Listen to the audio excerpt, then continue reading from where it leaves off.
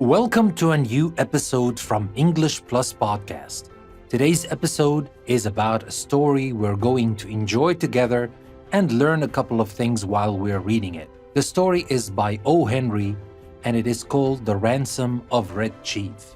Now, before we start, let me remind you that you can find the transcript of this episode in a link I will leave in the description, and you will also find a link that will take you to Patreon where you can become a patron of the show and support English Plus Podcast. And by doing that, you will get exclusive premium PDF practice worksheets with every single episode we create. And you will also find a link that will take you to our mailing list where you can subscribe and get an update every 2 weeks with selected premium PDF practice worksheets that we send to our mailing list subscribers.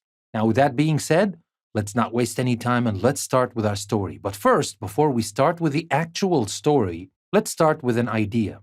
And the idea is any plan foolproof? Now, you can make a list, you can check it twice, you can go over every last detail of a plan in your mind. But even when you think you've thought of everything, the unexpected can change the outcome in surprising, terrible, or sometimes hysterically funny ways. In the story you're about to hear, the main characters have a plan for making some quick money, but things don't work out the way they had hoped. So that is the key idea of the story. I want you to keep that in mind to prepare yourselves to what the story is about. But also, I want you to think about a couple of things. The first thing is literary, and the second thing is a reading strategy. Now, the first thing that is literary, I want you to think about conflict and resolution. Now, a story's plot centers on conflicts or struggles between opposing forces. By the end of the story, the conflicts are usually resolved or settled. For example, a fight between two characters might be resolved when one character wins and one character loses. Now, as you listen to The Ransom of Red Chief, pay attention to the conflicts and note how they are resolved. And I'm going to stop here and there and ask you a couple of questions about conflict. And about the reading strategy, I want you to think about how to predict things in the story. Now, when you watch TV shows or read books, do you ever try to guess what will happen next? If you do, you're making predictions. Now, as we read the story, use clues from the text and your common sense to make predictions.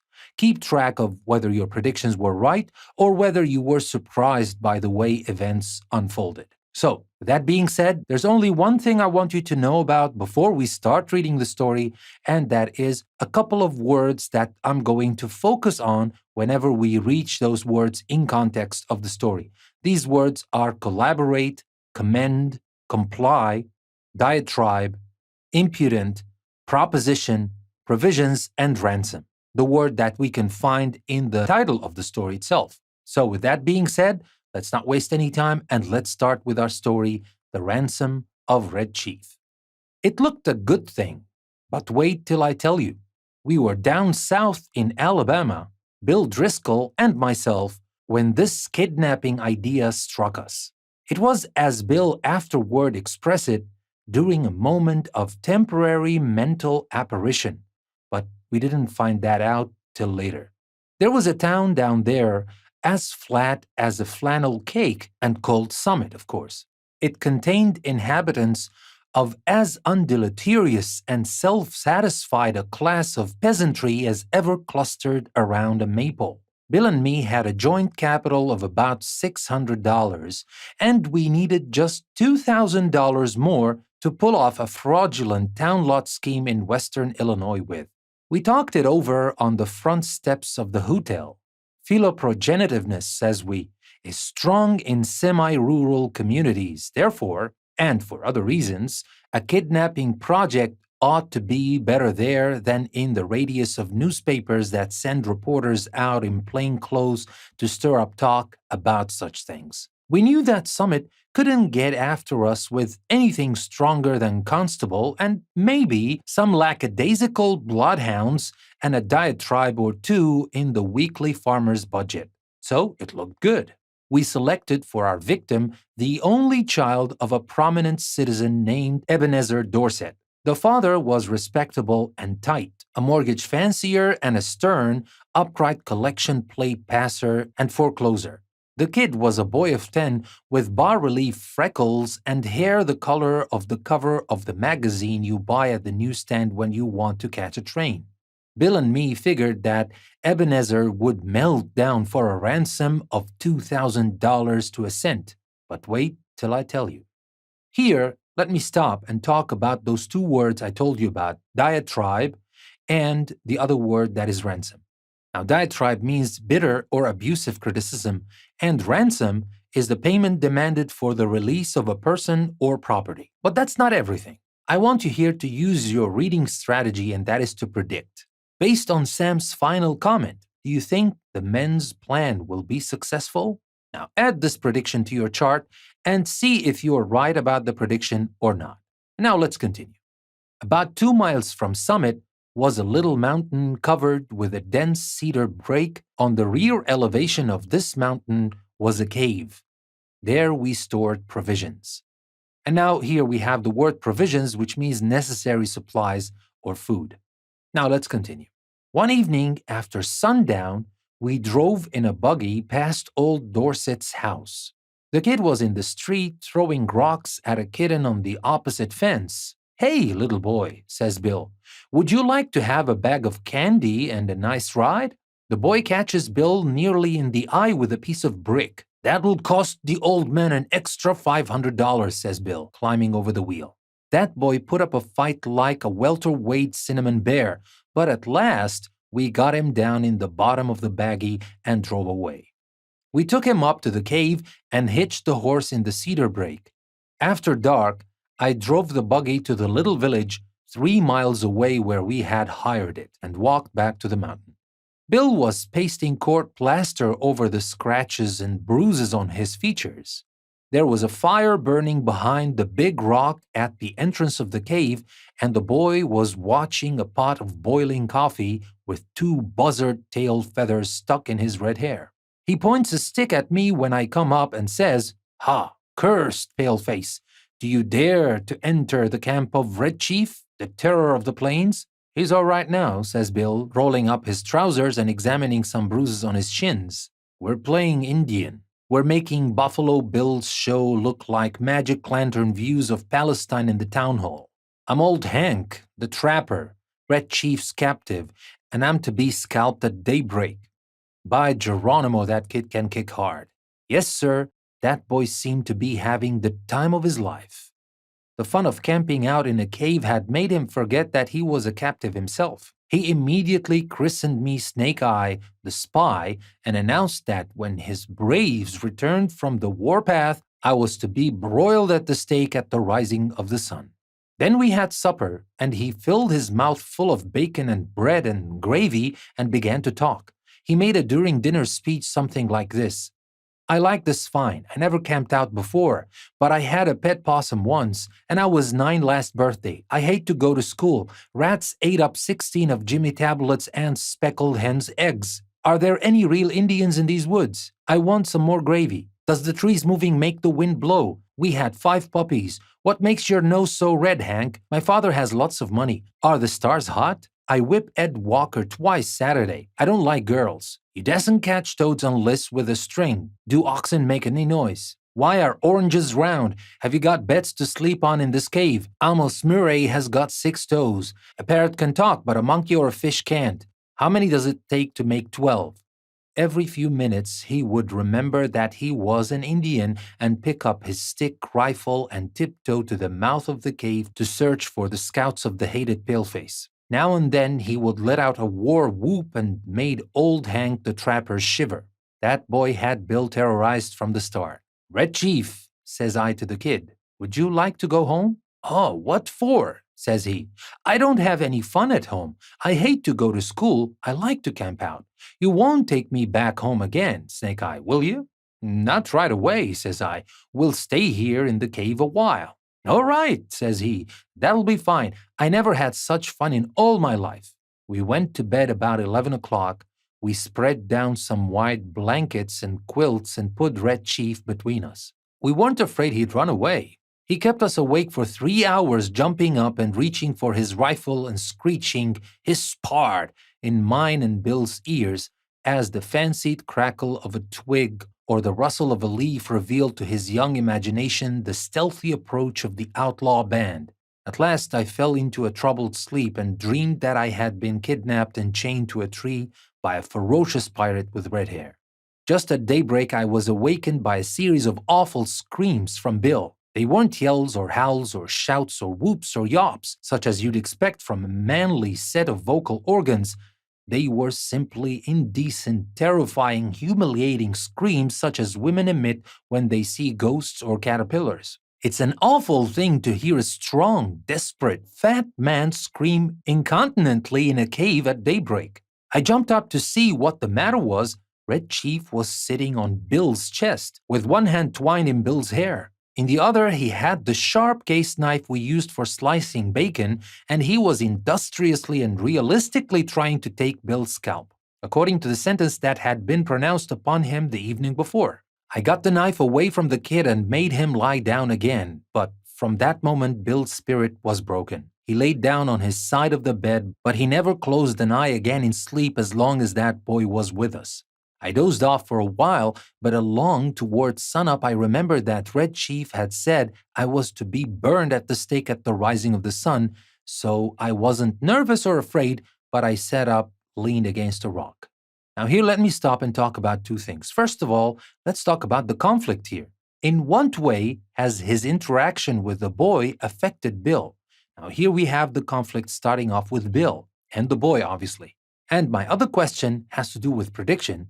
On your chart, note whether the boy's response to captivity matches your prediction. Do you think the boy's current attitude about his captivity will make the men's plan go more smoothly or very badly? Think about that, predict what might happen, and let's continue reading The Ransom of Red Chief. "What you getting up so soon for, Sam?" asked Bill. "Me?" says I. "Oh, I got a kind of a pain in my shoulder. I thought sitting up would rest it."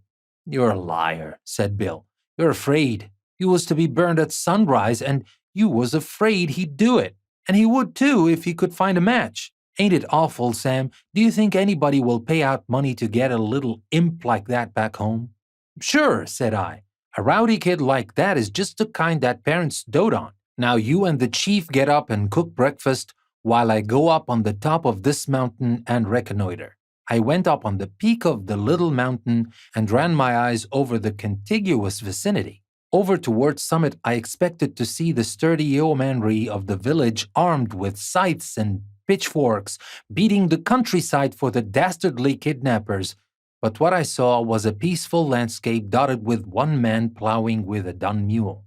Nobody was dragging the creek. No couriers dashed hither and yon, bringing tidings of no news to the distracted parents. There was a sylvan attitude of somnolent sleepiness pervading that section of the external outward surface of Alabama that lay exposed to my view. Perhaps, says I to myself, it has not yet been discovered that the wolves have borne away the tender lambkin from the fold. Heaven help the wolves, says I, and I went down the mountain to breakfast. When I got to the cave, I found Bill backed up against the side of it, breathing hard, and the boy threatening to smash him with a rock half as big as a coconut. "He put a red-hot boiled potato down my back," explained Bill, "and then mashed it with his foot, and I boxed his ears. Have you got a gun about you, Sam?" I took the rock away from the boy and kind of patched up the argument. "I'll fix you," says the kid to Bill. "No man ever yet struck the Red Chief but what he got paid for it. You better beware."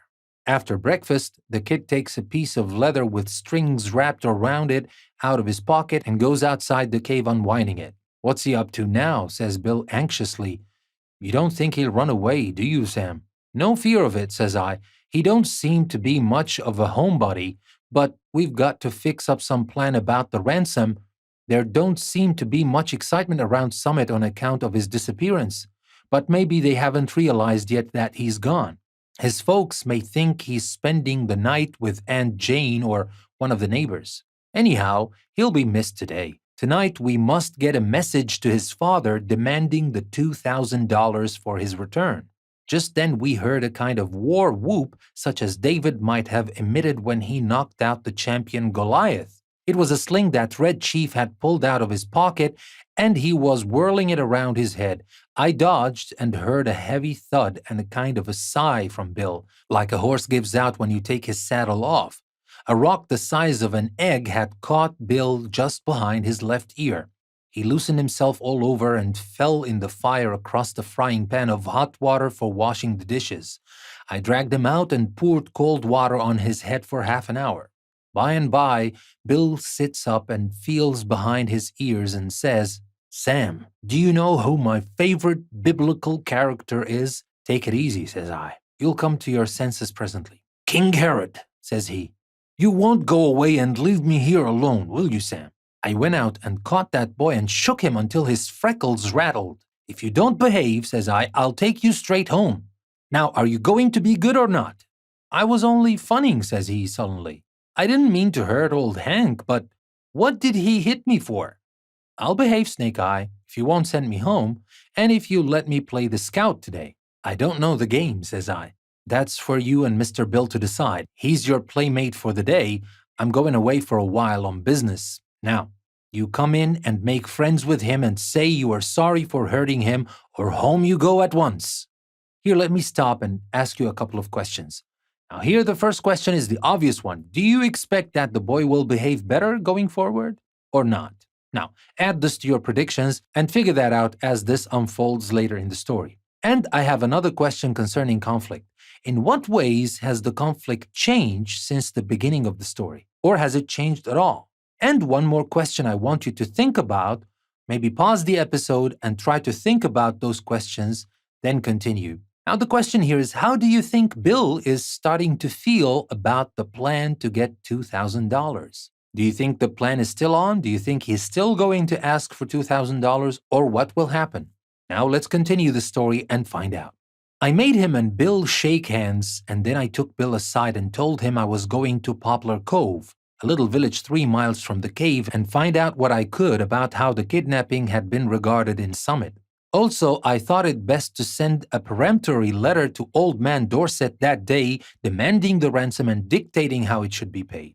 "You know, Sam," says Bill, "I've stood by you without batting an eye in earthquakes, fire, and blood, in poker games, dynamite outrages, police raids, train robberies, and cyclones. I never lost my nerve yet till we kidnapped that two-legged skyrocket of a kid. He's got me going. You won't leave me long with him, will you, Sam?" "I'll be back sometime this afternoon," says I. "You must keep the boy amused and quiet till I return, and now we'll write the letter to old Dorset." Bill and I got paper and pencil and worked on the letter while Red Chief, with a blanket wrapped around him, strutted up and down guarding the mouth of the cave. Bill begged me tearfully to make the ransom $1,500 instead of $2,000. "I ain't attempting," says he, "to decry the celebrated moral aspect of parental affection, but we're dealing with humans, and it ain't human for anybody to give up $2,000 for that 40-pound chunk of freckled wildcat. I'm willing to take a chance at $1,500. You can charge the difference up to me." So, to relieve Bill, I acceded, and we collaborated a letter that ran this way. So, before we read the letter they wrote, let me tell you about collaborate. Collaborate, that means to work together on a project. So, they collaborated together to write the letter, and the letter goes like that. "Ebenezer Dorset, we have your boy concealed in a place far from Summit. It is useless for you or the most skillful detectives to attempt to find him. Absolutely the only terms on which you can have him restored to you are these. We demand $1,500 in large bills for his return, the money to be left at midnight at the same spot and in the same box as your reply, as hereinafter described. If you agree to these terms, send your answer in writing by a solitary messenger tonight at 8:30. After crossing Owl Creek on the road to Poplar Cove, there are 3 large trees about 100 yards apart, close to the fence of the wheat field on the right-hand side. At the bottom of the fence post opposite the 3rd tree will be found a small pasteboard box. The messenger will place the answer in this box and return immediately to Summit. If you attempt any treachery or fail to comply with our demand as stated, you will never see your boy again. If you pay the money as demanded, he will be returned to you safe and well within 3 hours. These terms are final, and if you do not accede to them, no further communication will be attempted. Two desperate men. It was signed up by two desperate men. Now, my question is, how do you think the boy's father will respond to the men's demands? Now, add this prediction to your prediction charts and see if you're right about your prediction or not. And before we continue, there's another thing. We had the word comply when they said if you attempt any treachery or fail to comply with our demand. Now, comply here means to act according to a command or request. Now, let's continue. So now they wrote the letter, and now let's see what's going to happen. I addressed this letter to Dorset and put it in my pocket. As I was about to start, the kid comes up to me and says, "Ah, Snake Eye, you said I could play the scout while you was gone." "Play it, of course," says I.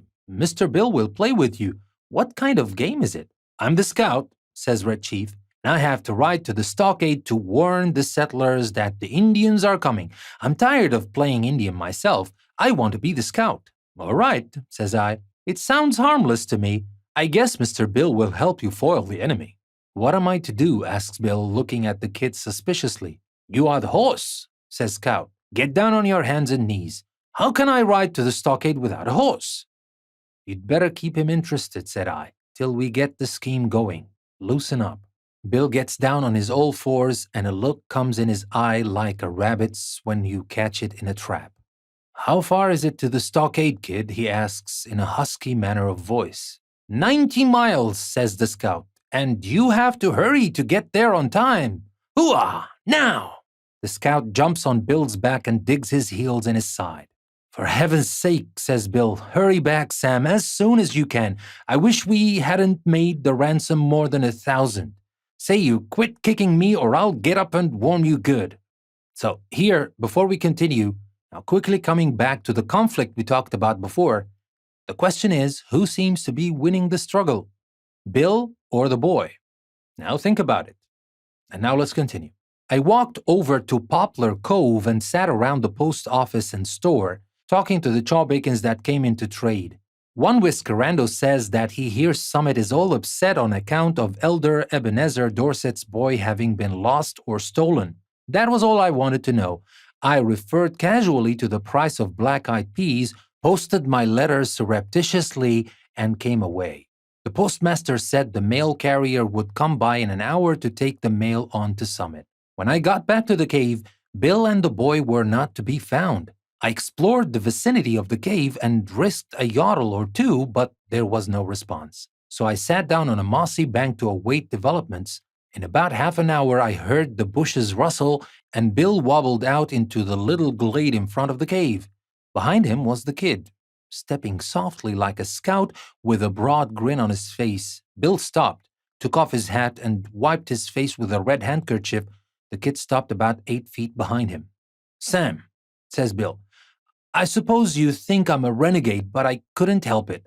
I'm a grown person with masculine proclivities and habits of self-defense, but there is a time when all systems of egotism and predominance fail. The boy is gone. I have sent him home. All is off. There was martyrs in old times," goes on Bill, "that suffered death rather than give up the particular graft they enjoyed. None of them ever was subjugated to such supernatural tortures as I have been. I tried to be faithful to our articles of depredation, but there came a limit." "What's the trouble, Bill?" I asks him. "I was rode," says Bill, "the 90 miles to the stockade, not barring an inch. Then when the settlers was rescued, I was given oats. Sand ain't a palatable substitute. And then, for an hour I had to try to explain to him why there was nothing in holes, how a road can run both ways, and what makes the grass green. I tell you, Sam, a human can only stand so much. I takes him by the neck of his clothes and drags him down the mountain. On the way he kicks my legs black and blue from the knees down, and I've got to have 2 or 3 bites on my thumb and hand cauterized. But he's gone," continues Bill. "Gone home. I showed him the road to Summit and kicked him about 8 feet nearer there at one kick. I'm sorry we lose the ransom, but it was either that or Bill Driscoll to the madhouse." Bill is puffing and blowing, but there's a look of ineffable peace and growing content on his rose-pink features.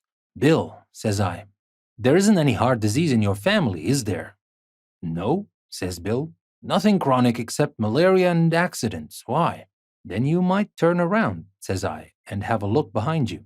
Bill turns and sees the boy and loses his complexion and sits down plump on the ground and begins to pluck aimlessly at grass and little sticks. For an hour I was afraid of his mind, and then I told him that my scheme was to put the whole job through immediately and that we would get the ransom and be off with it by midnight if old Dorset fell in with our proposition. So Bill braced up enough to give the kid a weak sort of a smile and a promise to play the Russian in a Japanese war with him as soon as he felt a little better. I had a scheme for collecting that ransom without danger of being caught by counterplots that ought to commend itself to professional kidnappers. The tree under which the answer was to be left, and the money later on, was close to the road fence with big bare fields on all sides. If a gang of constables should be watching for anyone to come for the note, they could see him a long way off crossing the fields or in the road. But no, sir. At 8:30, I was up in that tree as well hidden as a tree toad, waiting for the messenger to arrive. So, here, before we continue, we have two more words that I told you about. We have the proposition, and that means the suggested plan. And here we have commend, and that is to speak highly of something, to praise, or to recommend. Now, Sam is up on the tree waiting for this messenger. What do you think will happen? Will this messenger come? Will he bring the money? Let's see. Exactly on time, a half-grown boy rides up the road on a bicycle, locates the pasteboard box at the foot of the fence post, slips a folded piece of paper into it, and pedals away again back towards Summit. I waited an hour and then concluded the thing was square. I slid down the tree, got the note, slipped along the fence till I struck the woods, and was back at the cave in another half an hour. I opened the note, got near the lantern, and read it to Bill. It was written with a pen in a crabbed hand, and the sum and substance of it was this. Two desperate men. Gentlemen, I received your letter today by post in regard to the ransom you ask for the return of my son. I think you are a little high in your demands, and I hereby make you a counter proposition, which I am inclined to believe you will accept. You bring Johnny home and pay me $250 in cash, and I agree to take him off your hands. You had better come at night, for the neighbors believe he is lost, and I couldn't be responsible for what they would do to anybody they saw bringing him back. Very respectfully, Ebenezer Dorset. Great pirates of Penzance, says I. Of all the impudent— But I glanced at Bill and hesitated. He had the most appealing look in his eyes I ever saw on the face of a dumb or a talking brute. Sam, says he, what's $250 after all? We've got the money. One more night of this kid will send me to bed in Bedlam. Besides being a thorough gentleman, I think Mr. Dorset is a spendthrift for making us such a liberal offer. You ain't going to let the chance go, are you? Tell you the truth, Bill, says I. This little heat-you lamb has somewhat got on my nerves too. We'll take him home, pay the ransom, and make our getaway. We took him home that night. We got him to go by telling him that his father had bought a silver-mounted rifle and a pair of moccasins for him, and we were going to hunt bears the next day. It was just 12 o'clock when we knocked at Ebenezer's front door, just at the moment when I should have been abstracting the $1,500 from the box under the tree, according to the original proposition. Bill was counting out $250 into Dorset's hand. When the kid found out we were going to leave him at home, he started up a howl like a calliope and fastened himself as tight as a leech to Bill's leg. His father peeled him away gradually like a porous plaster. How long can you hold him? Asks Bill. I'm not as strong as I used to, said old Dorset, but I think I can promise you 10 minutes. Enough, says Bill. In 10 minutes I shall cross the central, southern, and middle western states and be legging it trippingly for the Canadian border. And as dark as it was, and as fat as Bill was, and as good a runner as I was, he was a good mile and a half out of Summit before I could catch up with him. So that was the end of the story. I hope you liked the story and you learned a lot from it. And of course, don't forget about the prediction reading strategy, the conflict and resolution, and the words we learned in the story. And now, before I leave you, let me remind you that you can find the story in a link I will leave in the description. And you will also find a link that will take you to Patreon, where you can support English Plus Podcast by becoming a patron of the show. By becoming a patron of the show, you will get premium practice worksheets with every single episode we create. And you will also find another link that will take you to our mailing list. You can subscribe to our mailing list and get updates on our schedule every 2 weeks with selected premium PDF worksheets for our mailing list subscribers. Now, with that being said, I want to thank you very much for listening to another episode from English Plus Podcast. This is your host, Danny, and I will see you next time.